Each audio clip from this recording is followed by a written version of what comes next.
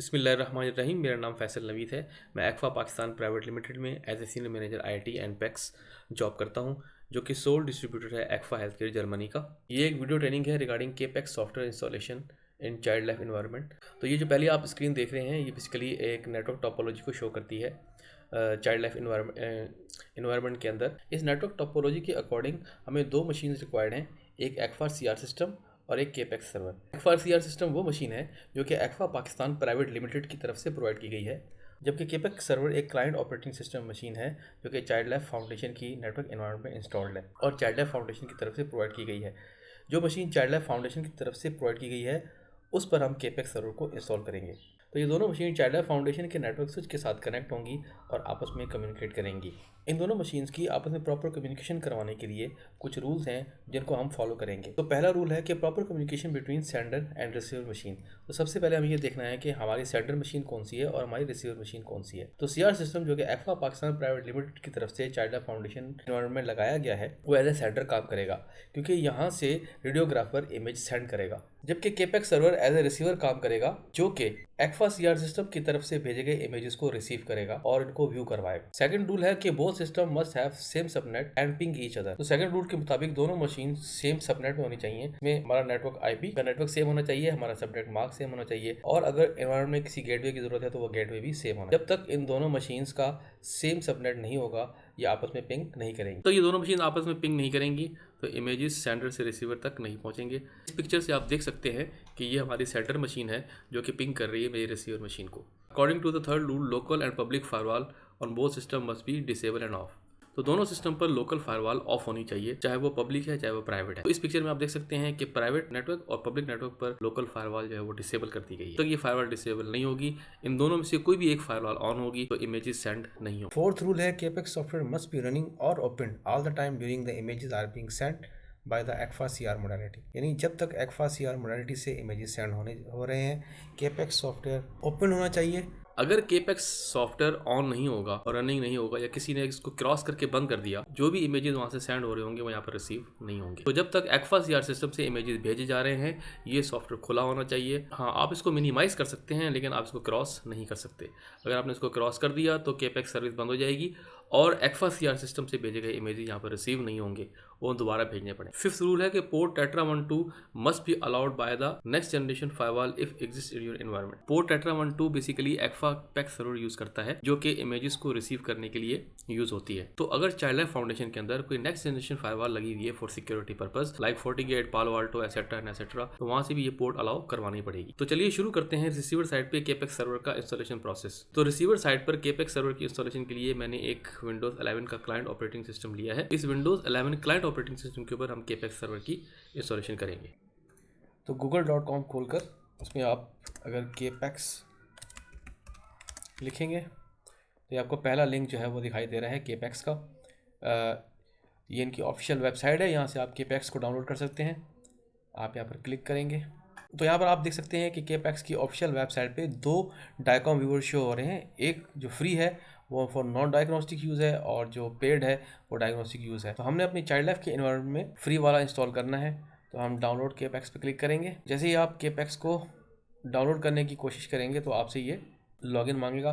तो आप register yourself पे क्लिक करके आप इसके ऊपर रजिस्टर हो सकते हैं अपने जीमेल अकाउंट के थ्रू। ये बिल्कुल फ्री है।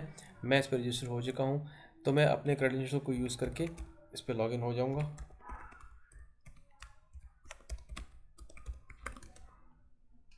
जैसे ही मैंने इसको यूज़र नेम और पासवर्ड दिया तो ये मुझसे कैप्चा मांग रहा है।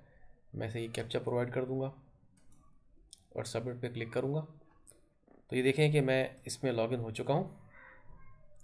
अब मैं इसको डाउनलोड कर लूँगा तो ये इजीली इसको डाउनलोड करना स्टार्ट कर देगा। तो मैं इसको ऑलरेडी डाउनलोड कर चुका हूँ, मुझे डाउनलोड करने की ज़रूरत नहीं है। दूसरा तरीका ये है कि मैंने यहाँ पर ये एक गूगल ड्राइव का लिंक शेयर किया है। इस गूगल ड्राइव के लिंक के ऊपर केपेक्स सर्वर भी मौजूद है और ये एक कॉन्फ़िगरेशन फाइल भी मौजूद है। आपकी जितनी भी ब्रांचेज़ हैं उन तमाम की कॉन्फ़िगरेशन इस फाइल में मौजूद है। मैंने हर ब्रांच के अकॉर्डिंगली उसका एई टाइटल मैंने सेलेक्ट कर लिया है। फॉर एग्जांपल ये यूपी ब्रांच है तो यूसीसी चाइल्ड लाइफ का मैंने UCC_CLF कर दिया है। ये अब्बासी शहीद हॉस्पिटल की ब्रांच है तो इसको मैंने अब्बासी_CLF कर दिया है। इसी तरह ये NICH की ब्रांच है तो इसको मैंने NICH_CLF कर दिया है। और ये उनके आईपी एड्रेसेस हैं और ये उनका पोर्ट नंबर है। आपने केपैक्स की इंस्टॉलेशन के बाद इस फाइल के ऊपर ये सारी की सारी इन्फॉर्मेशन फिल करनी है। तो जैसे ही आप ये इन्फॉर्मेशन फिल करेंगे तो हमें पता लग जाएगा कि आपने अपनी इन्वायरमेंट के अंदर केपैक्स इंस्टॉल कर लिया है, सक्सेसफुली आपने इमेज सेंड कर दिया है। तमाम काम करने के बाद आप इस फाइल को अपडेट करेंगे। चूँकि ये टेस्टिंग इन्वायरमेंट है तो मैंने इस टेस्टिंग इन्वायरमेंट के हिसाब से अपने केपैक्स सर्वर का जो एई टाइटल जो है वो test_पैक्स रखा है, और इसका जो आईपी एड्रेस है वो इसी मशीन का आईपी एड्रेस है। आप देख सकते हैं 192.168 100.198। मैं आपको CMDC भी दिखा देता हूँ ताकि कंफर्म हो जाए। ये देखिए, जैसे मैंने IP कॉन्फ़िग कमांड दी तो इसने मुझे मेरा IP एड्रेस दिखा दिया जो कि 192.168 तो मुझे कंफर्म हो गया ये मेरे सिस्टम का IP एड्रेस है। अब मैं चाइल्ड लाइफ की डायरेक्टरी जो मैंने डाउनलोड की है मैं उसमें जाऊंगा। ये मेरी चाइल्ड लाइफ की डायरेक्टरी जो मैंने गूगल ड्राइव से डाउनलोड की है, इसको मैं राइट क्लिक करके और मैं इसको एक्सट्रैक्ट कर लूँगा।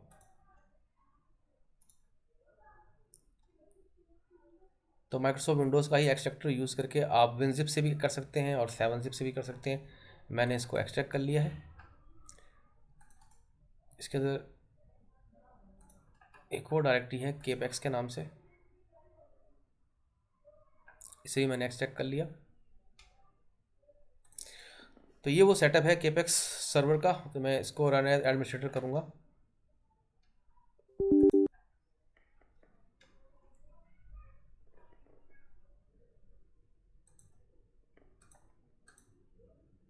तो ये आप देख सकते हैं कि केपैक्स सर्वर की जो सेटअप फाइल को जब मैंने रन किया तो पहले विंडोज़ केपैक्स सर्वर की शो हो गई मुझे।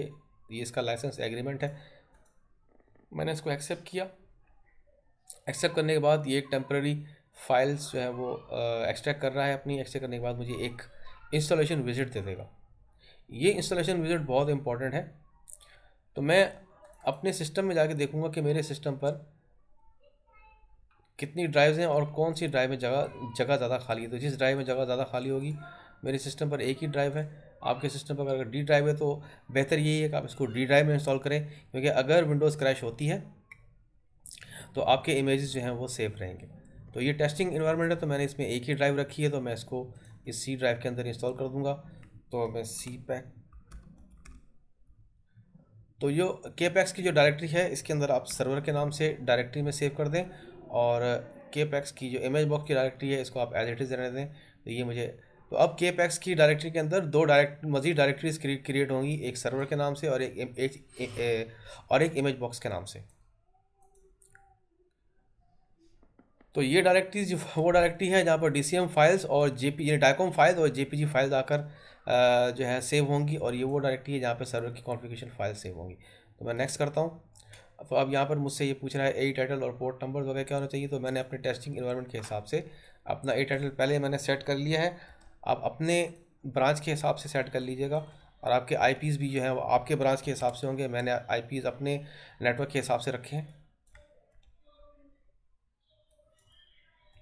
तो मैं तीनों एई टाइटल जो है वो यही सेम कर दूंगा, और ये मेरे सर्वर का पोर्ट है जिस पर मैं कम्युनिकेट करूंगा।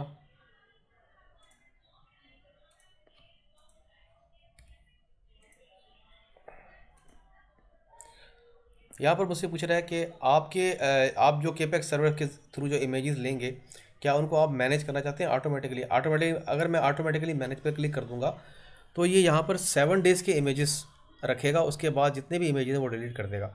अगर मैं इसको 20 करूँगा तो 20 डेज़ के इमेजेस रखेगा। 20 डेज़ से पिछले जितने भी इमेजेस हैं वो सारे के सारे डिलीट कर देगा। तो हम अपनी इस चाइल्ड लाइफ की इन्वायरमेंट में इसको मैनेज नहीं कर रहे, तो हम इसको जो अनमैनेज छोड़ देंगे, यानी कि जितने भी इमेजेस आएंगे वो सारे के सारे सेव करते रहें और हम मैनुअली उनको डिलीट करेंगे। तो मैंने फिनिश कर दिया। तो ये केपैक्स तो इसने मुझे मैसेज दे दिया है कि केपैक्स सर्वर सक्सेसफुली इंस्टॉल हो गया है। ये मेरा केपैक्स सर्वर आ गया। अब इस केपैक्स सर्वर को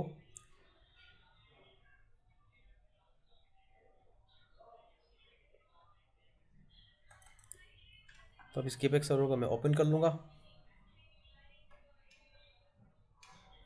ये मेरा केपैक्स सर्वर ओपन हो चुका है। अब मैं इसकी नेटवर्क सेटिंग में जाके वही सेटिंग्स डालूँगा, डायकॉम सेटिंग्स डालूँगा जो मैंने डिसाइड की थी। तो ये मेरा, मैं इसको सेलेक्ट करता हूँ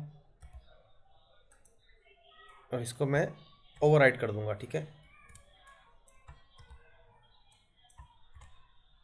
मेरा आईपी एड्रेस इसी मशीन का आईपी एड्रेस होगा। मैं एक बार फिर आपको दिखा देता हूँ।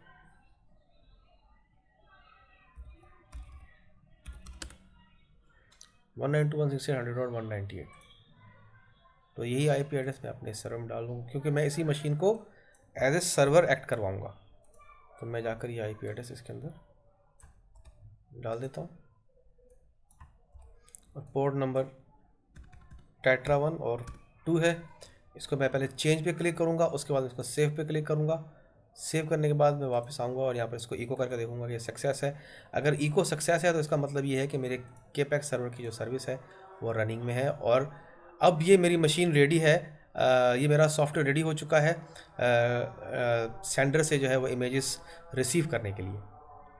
तो सेंडर मशीन की तरफ जाने से पहले मैं आपको ये बता दूं कि आपको ये इन्फॉर्मेशन जो है, ये स्क्रीन जो है, एक्फा इंजीनियर को शेयर करनी है कि हमारे पास कि हमारा ए टाइटल ये है, हमारा आईपी एड्रेस ये है और हमारा पोर्ट नंबर ये है।